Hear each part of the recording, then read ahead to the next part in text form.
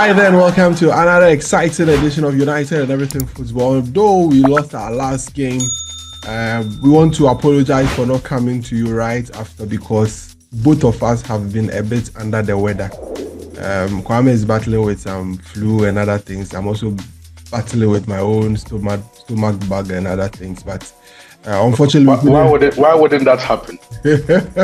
Why wouldn't? When the football club is stressing us, right? Yes, so they're back. There was no way we could record yesterday because you wouldn't have been able to hear anything because Kwame's voice was gone. I could barely do anything. I could barely move. But thank God we are here today to record here on United and Everything Football. You are so close to our heart that no matter what happens, we still have to come your way. We're United and Everything Football. So do us the honors. Those of you who have not subscribed by hitting the subscribe button, hit the subscribe to this podcast. That is how you help us build and grow this podcast together. I'm here with Kwame as usual. We'll be looking at the game. I'm sure you saw the intro video. That Harry Maguire ball that Jason Murillo had to, clear off the line in that last minute. It's a game that I personally feel we shouldn't have lost. A game of, fine margins.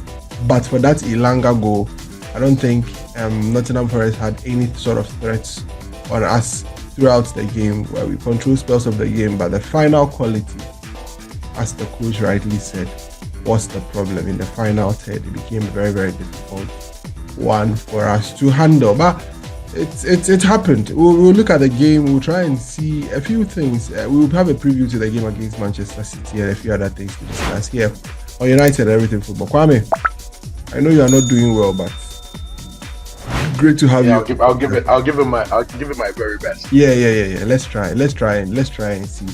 And let's put in some energy and let's see how best we can do that. So let's take a quick turnaround. When we come back, we delve straight into all the action here on United and Everything Football. We'll be right back after this.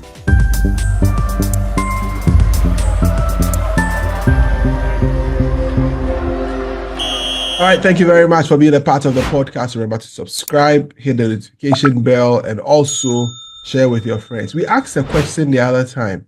A lot of you went by a particular answer, which Kwame, when you look at it, it's not so far from the correct answer because a lot of people sort of remember that. But remember, in 1998, we played against Nottingham Forest. And we scored them 8-1 in that game. 8-1. That's how we won that game. So if you take the -1 from the Arsenal game, I still think it's the highest score. But you guys will give it to you. We will give it to you. Kwame, do you agree? No. Let's give it to them. It is wrong. The Arsenal scoreline is wrong. You have to go all the way back. You can't take Ole Gunnar Solskjaer's goals away from him. You can't do that. I'm sorry. So it's the 8-1 against Forest in 1999. That's the right answer. That is the correct answer. 8-1 against Forest in 1999. All right. Kwame, let's look at the game.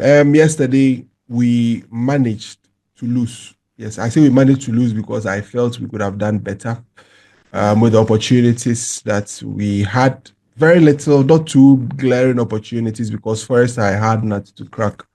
But I feel that we did enough. We put in a bit of effort, but it just wasn't meant to be. Clearly, the quality was lacking. What do you make of it, Kwame, generally?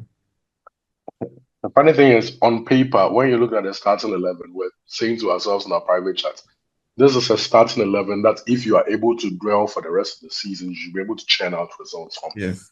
On paper, it looks right, but on the pitch, there are a bit of flaws. Yeah. In midfield, he started Casemiro and Ugarte. That's a midfield pairing that many have suggested that in this system, as a duo, it makes sense than rather dropping Bruno Fernandes in the middle of the park when we lack quality in forward areas. So Bruno started in forward areas with Garnacho on the right and then Zexi on the up in the middle. Zexi was told before the game that he's playing as an out-and-out 9 and not as this false 9.5 and this 9.5 and this nonsense, and that you should get into the box. We barely saw that. We started the game well, had a couple of chances, especially from Bruno, and we didn't take those chances. And we get a corner, and somehow, we conceded from corner. And let me just talk about the faults in the goal. I don't know where Manuel Ugarte was in that spell of possession, because initially I even thought the player who was chasing Elanga there was our defensive midfielder and not Garnacho. So I was asking myself, what was a defensive midfielder? I get the fact that Casemiro is a threat in the box, as he showed throughout the entire first half. He's supposed to be at the end of most of these corners because he can score from these corners. But where is your defensive midfielder in the center? He was nowhere to be found. When we speak about the lack of physicality, that spell of possession encompasses what we are trying to say. Where Garnacho tries to make a tackle and there is no effect at all on Elanga. It was like absolutely no effect. It was like a boneless leg trying to slide tackle. Exactly. When that impact happens, at least it's supposed to destabilize the player and give the defenders a chance to recover. But absolutely nothing of that sort happened. I would have assumed that if it was our defensive midfielder in that position, his natural instinct would have been, no matter what happens, I am bringing that man down. Yeah. At all costs, make a tactical foul. So this speaks for the lack of physicality that we're talking about. Yeah. And Elanga punishes us. It's funny because it had to be Elanga in this case, because there was a running commentary before the game, and he happened to be the difference in the game. I'm sure we'll talk about that at the end of the analysis of the match. Yes. But after we considered the goal, I thought that we had enough spells of possession to created enough chances to be able to still come back into the game even before the end of the first half. Yeah. One thing I did notice yesterday is we had very good spells of possession, but in the final third, we resigned ourselves to putting the ball into the box very early. We put in very, very early crosses. And whilst doing that, you were expecting that our center forward will be at the end of some of these crosses in the box. But very often, it was either Bruno Fernandes or our wing backs who were at the end of this, and our striker was nowhere to be. I mean, meanwhile, like I said, not to cut you, for his height and for his presence, why is it baffles my mind. Kwame is not good enough. Let's not worry. See, fans, we like doing that. We like attaching ourselves to certain mediocre players and all those kind of things. No. Me, I know how to pick my battles when it comes to choosing players to back. Yeah. Because when it comes to the nitty-gritties, I can actually give you reasons as to why probably I back a certain player over a course of time.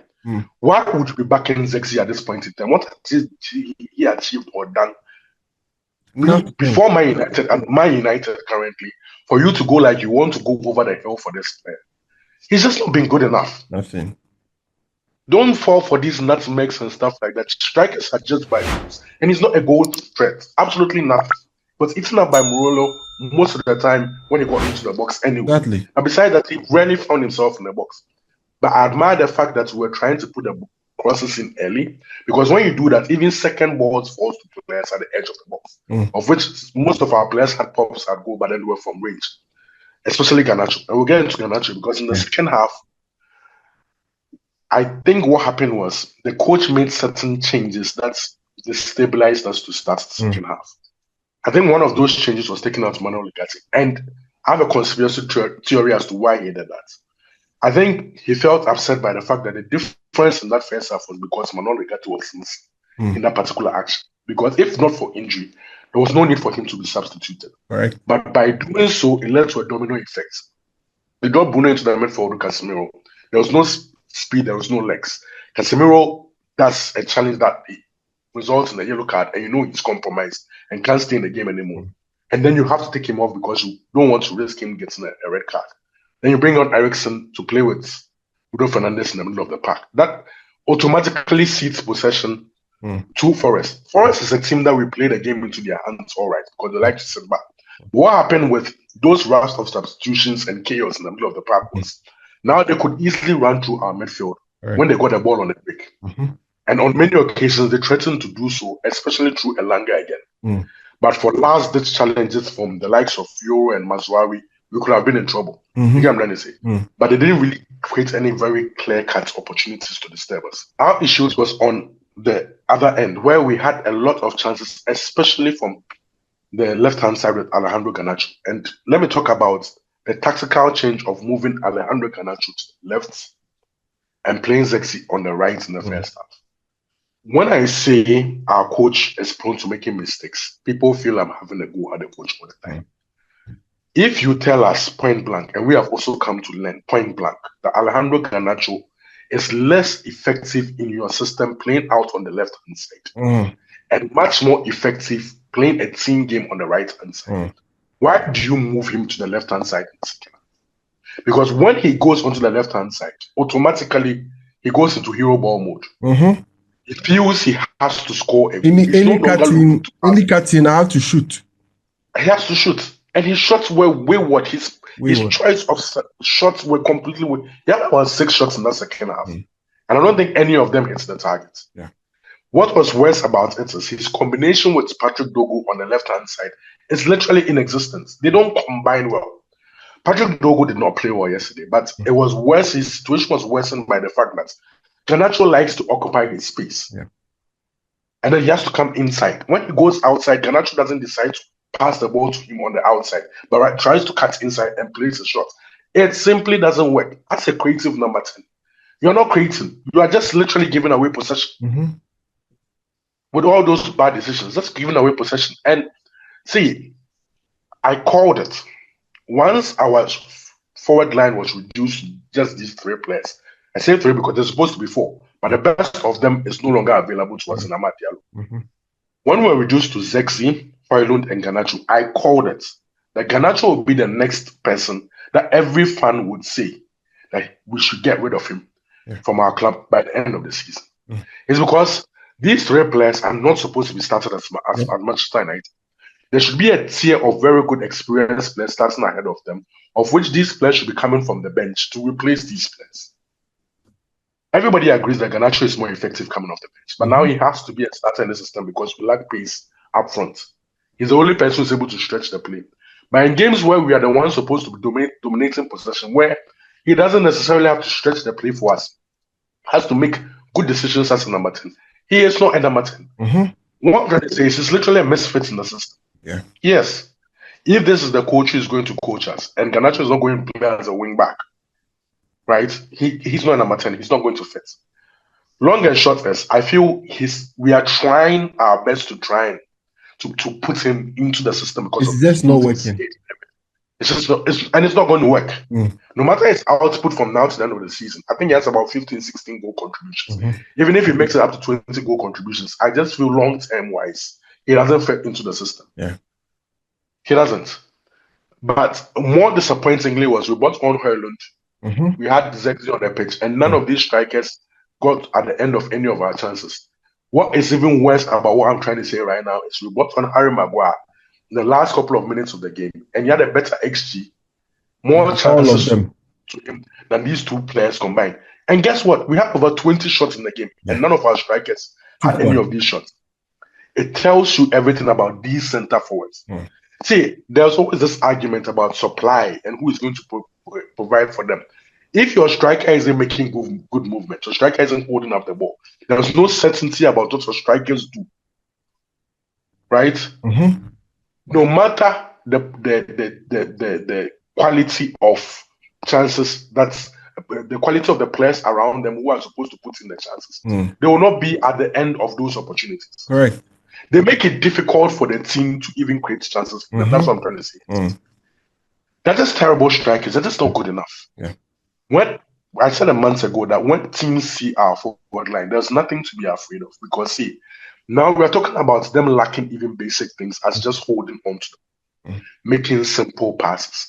There was no certainty that any of them can beat a man. I took these things for granted because I felt these things were basic when it comes to what a Manchester United player is supposed to do.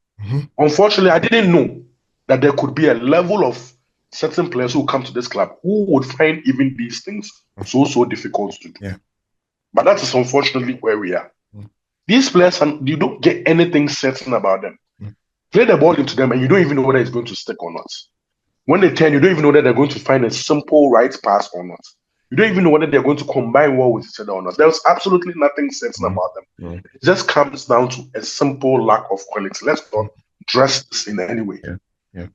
So all these rumors about us buying youngins again, it really puts me off. But then I get it. I see, that's the thing about me and you. We understand why we're in this situation. Perfect. It's been years of digging ourselves into this particular hole. And the only way that we dig ourselves out of it is actually qualify for Champions League football, so we can aim higher for more expensive targets. Otherwise, it's just going to be like this for the foreseeable future, and it's quite scary, to be honest. Yeah. But the game dwindles down. Let's just call it we're huffing and puffing to the very end, right? Because it's not like we're creating the most clear goal scoring opportunities, but we had enough opportunities to still take something away from the game. But alas, another loss. I wouldn't say I'm surprised. If you told me we would lose this game about a month ago, I'd probably say, yeah, because it's first and then blah, blah, blah.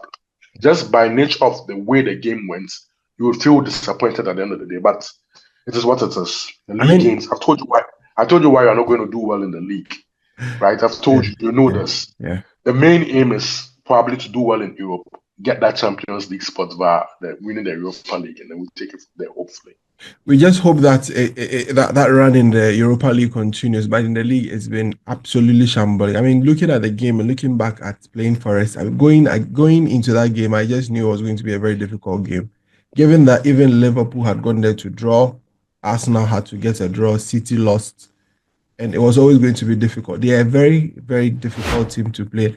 I mean, if you watch Nuno's teams from Wolves to Spurs, it's just typical. You know how he's going to play, but it's very difficult to stop them. And that's exactly what we try to do. I mean, what encouraged me yesterday... I saw a stat that they have conceded the least amount of goals at home and the least amount of chances at home. So the moment we conceded first was always it was a finished game, because I felt that our best there could have been a draw. I mean, get a 0-0 draw, because they have a lot of men in the box and they have their fans behind them.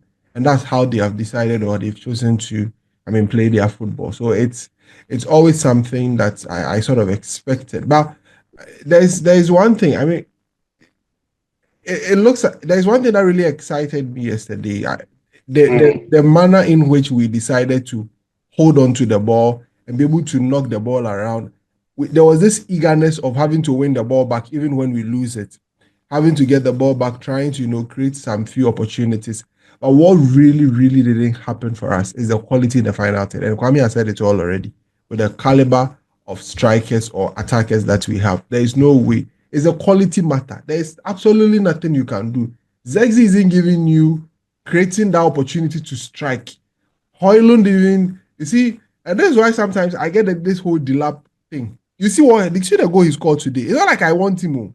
But I sort of get the idea of why people are sort of trying to, link us to them, and how the genuineness of that link.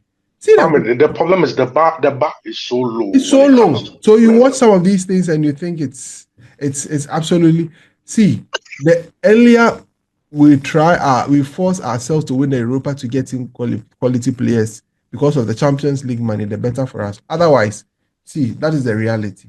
You're going to go in for the delapse because that's what your money can afford. That's what your wages can afford. Because you take the lap, you give him some 90,000 or 80,000 or 100,000. That's it. But Osimhen is not going to take a 90,000. He's going to take a 200,000. Right? So these are some of the things that we've explained it here countless number of times, that we find ourselves in a situation where we need to find a way to win the Europa League. If we don't, we are in trouble. We need to find a way to do that. Anyway, we'll see how that goes. But Kwame, one interesting debate that happened before we get to the City game and the preview to the City game. One interesting debate. It always happens. When an ex-player scores against United, then the whole knife comes out. Why did United sell this player? It's happened so many times, from Danny Welbeck to who? A lot of these players have come up. Now, why Anthony Ilanga? It's not like he has scored some 15 goals in the league. Like just six goals. Four goals short of what Garnacho has scored. 2 goals short of what Garnacho has scored. Anthony Ilanga. See, we've got to be serious. Let me have my bite before you continue. I saw Simon Stone write something, of the BBC write something, and I had to respond. I'm like, thank God Ilanga is having a good time at Forest. Thank God for him. He's found his level. He's doing very well. But let's not pretend as if we didn't see Anthony Elanga. Let's not pretend as if we didn't see him play over a very long period of time, given a wide array of opportunities under Ralph Rangnick. Mm-hmm. Given a wide array of opportunities under Erik ten Hag in his first season. Mm-hmm. We saw Anthony Elanga, right? And one thing that our fans need to understand is that the pressure for playing again for United is always different for the pressure playing in other clubs in the league. It's as simple as that. Playing in big teams is different. That character to be able to, deal with the pressure and everything and continue to deliver, it's not easy for any of the players. So if he's gone to Forest and he's doing very Sancho at Dortmund, you've seen Sancho at Man United and Chelsea. Even at Chelsea. Not just Man United. Exactly. Man United and Chelsea. The pressure is different. Now he wants to go back to Dortmund. Ask yourself why. Low balling. I mean, there is no, what's the pressure? That's more, what did they care about? What did they care about? When they win the league, what? Did they barely do win the league? When last did they? Who is even pressuring them to win the league? Nobody.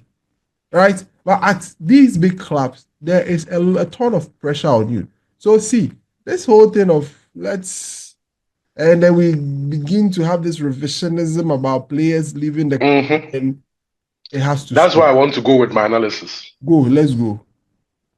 But before I go, stop, subscribe to the channel, and hit the notification bell. Very important. It's important that you do this. Yes. See, let me roll out some stats for you. Anthony Elanga played 55 games for Manchester United and scored 4 goals. He played 55 games for Manchester United and scored 4 goals. Anthony Elanga has the same number of Premier League goals over the past 2 seasons as Alejandro Garnacho. 11 Premier League goals. Alejandro Garnacho also has 11 Premier League goals. Yeah.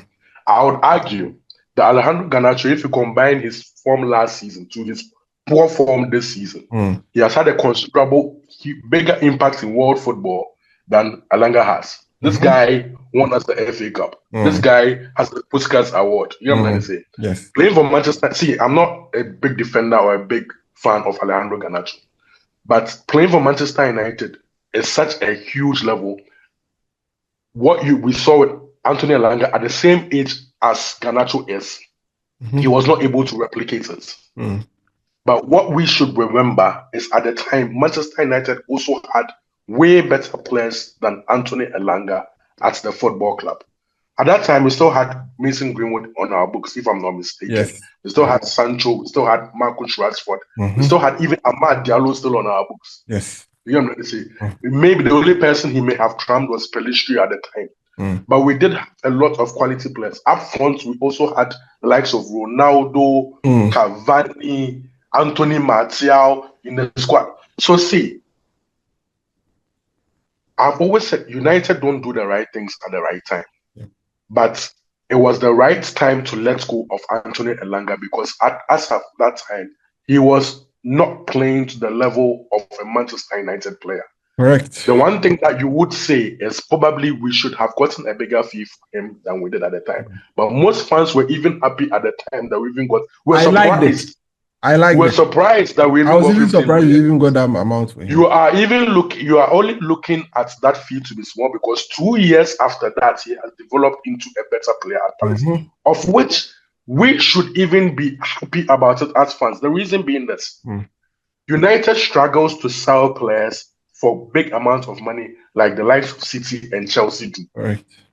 The reason Chelsea and City are able to do this is they sell quality players to other Premier League clubs. The reputation is there. So when now they quote a big fee for the next Premier League player you want to come and buy, it is justifiable. Anthony Elanga is doing Manchester United a favor by actually performing in the Premier League. Yes. So the next time they come to us that they want to buy one of our youngsters who is on the fringes and not playing, you can quote 25, 30 million pounds for this player because he is Premier League worthy based off the fact that Anthony Elanga has proven that. Correct. So this is how we should look at it and not try and revise it to make it look like he was doing some Starboy wonder shit. And if we plug him into Manchester United now, he'll be able to do the same. He went to Nottingham Forest, who just got promoted. The only pressure at Forest last season was to survive relegation. There was no pressure on them this season. They're having a free hit. They are actually exceeding expectations by a long mile. Yeah. Nothing shows this trajectory would even continue. But that's not even my beef.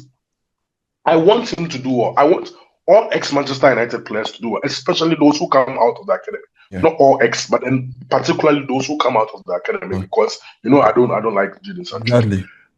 But see, even the likes of Marcus Rashford, whom I've come to sit on this spot, everybody knows the love I have for Marcus Rashford. But I've said that there comes a time that even when you are not performing at the level that you've got to go based on the wages that you are on and everything, and you have to go. And you leaving Manchester United doesn't mean that I want you to fail at your next club. I would always want Marcus Rashford to succeed wherever he goes. Yeah. But when the time comes for you to leave Manchester United, you have to leave. The problem with Manchester United is not with players leaving. It's how we replace these players. We don't replace these players properly. If we did, this conversation wouldn't even be a conversation. Let me just cite this example. I waited for 9 years for Martial to leave, because even the last 3 years of his time at Manchester United, he was a bust. He was basically just useless to us because he wasn't even playing. I was patient enough for him to run down his contract. He was a good player for Manchester United, but he wasn't a great player. Yeah. Just as Marcus Rashford has been a good player for Manchester United, but he has not been great. We needed great players to take us to the next level. And guess what?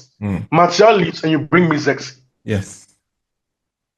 Imagine Martial was not playing in Greece and he was playing in France or some other club and he was doing well. People will be saying, why did we let Martial go? Just as we are saying, why did we let David De Gea go and bring in Onana? The issue is not letting these players go, because after the time we let them go, it was justified as to why we had to let them go.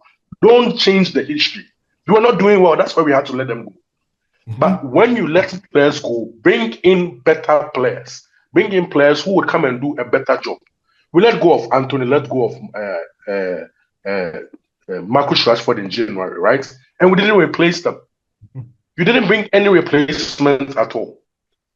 Look at Villa. Villa brought in 2 loan replacements, and they have literally sparked their season. Yep. They are doing well in all competitions. Pushing for top 4, pushing for FA Cup glory, pushing in the Champions League because of 2 loan signings in Marcus Rashford and Asensio. Yes. But we refuse to do that, and we've let ourselves very, very short. We've let our manager down, and we are struggling because the other players that are left are very, very, very short in quality.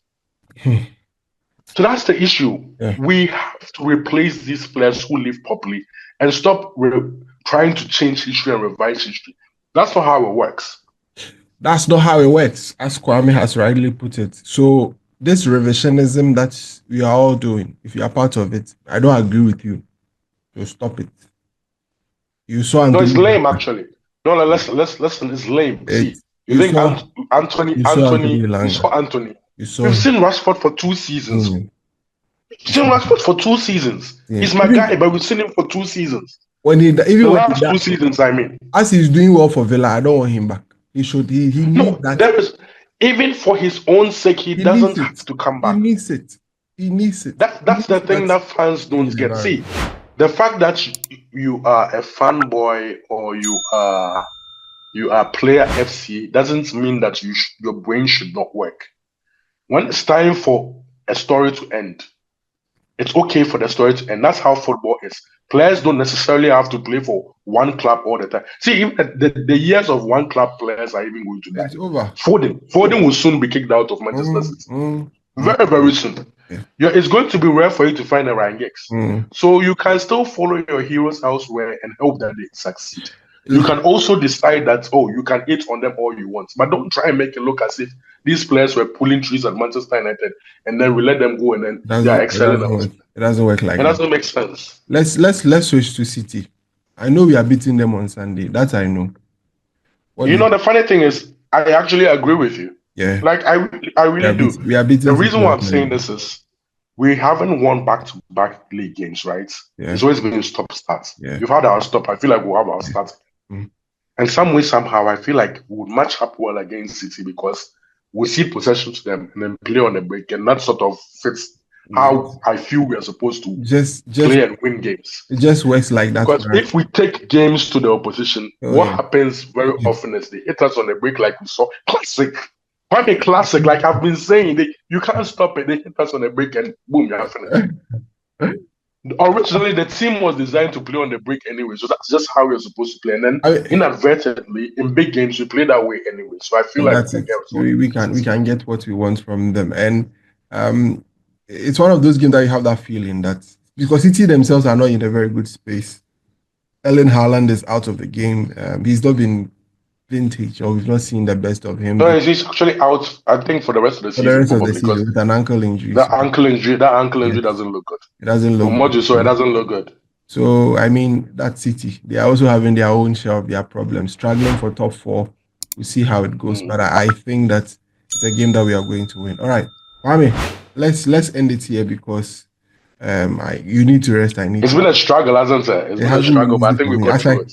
As I sit here, Charlie, what is happening in my no, you can't tell the public. It's censored. It's not easy at all, but that's how it is. So we are not under the weather, but we've pulled it off to bring you another exciting episode of United and Everything Football Podcast. Thank you for being a part of the podcast. We truly appreciate your time with us. Remember to hit the subscribe button, hit the notification bell, and also tell a friend and tell a friend and tell another friend to subscribe to the channel here on United and Everything Football. We'll see you after the game against Manchester City on Sunday. I will bring you a very good reaction of that game. Hopefully, as I know, we are going to win, and then we'll have a very great time here. We'll see you on the next one. Have a great time. Thank you very much, Kwame. Bye-bye.